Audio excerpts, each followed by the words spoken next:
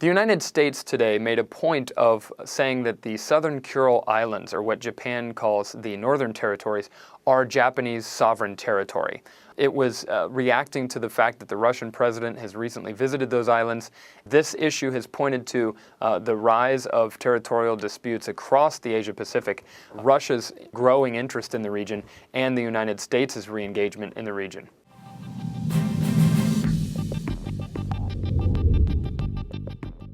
The latest round of Russian-Japanese tensions began by President Dmitry Medvedev's visit to the Southern Kuril Islands, which are territories that are disputed with the Japanese. Japan has long claimed sovereignty over these islands.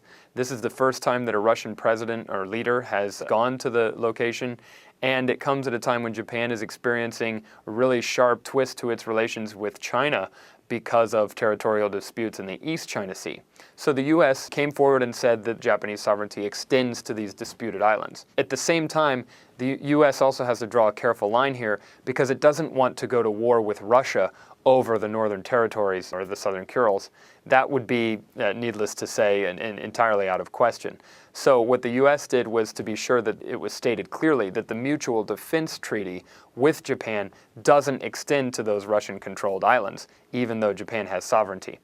Well, from Russia's point of view, first and foremost, the islands are Russian territory. The Soviets invaded those islands at the end of World War II, which of course was a war that Japan started against them. But second of all, it's important to see the context in which this is taking place. The Russians have been resurgent, especially in Europe, in the Caucasus, and in Central Asia.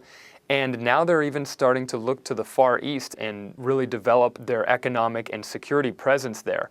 In particular, they've got a major submarine base in Kamchatka that they're going to be supplying with Russia's most advanced submarines. And they've completed energy infrastructure that will enable them to export energy to serve fast-growing Asian markets. In Japan, the tensions with Russia are creating a lot of public dissatisfaction. They follow from the tensions with China. So now the territorial disputes are taking place on both fronts. Japan feels a sense of its sovereignty being eroded and its national security being threatened. This is obviously not going to translate well to voters. The public has been increasingly unhappy with the way that the ruling party has handled the issue. The opposition party, which is a very powerful opposition, has begun to kind of rise up and enhance its criticisms, hoping maybe to force early elections eventually. And at the same time, internationally, they'll have to look to the United States for assistance. The U.S. is obviously Japan's major ally, but relations with the U.S. have been ruffled because of arguments over how to handle U.S. bases in Okinawa. So the important thing to watch for is domestically how upsetting this becomes in Japan and whether Japan's able to develop some foreign policy options that will enable it to restore some of this sense of lost prestige. And at the same time, we need to look at the U.S., see how the U.S. is becoming more interested in the region and more focused on counterbalancing China and firming up its alliances and its partnerships so that it can really serve its own interests in creating a more stable region and one that isn't prone to territoriality that could potentially lead to confrontations.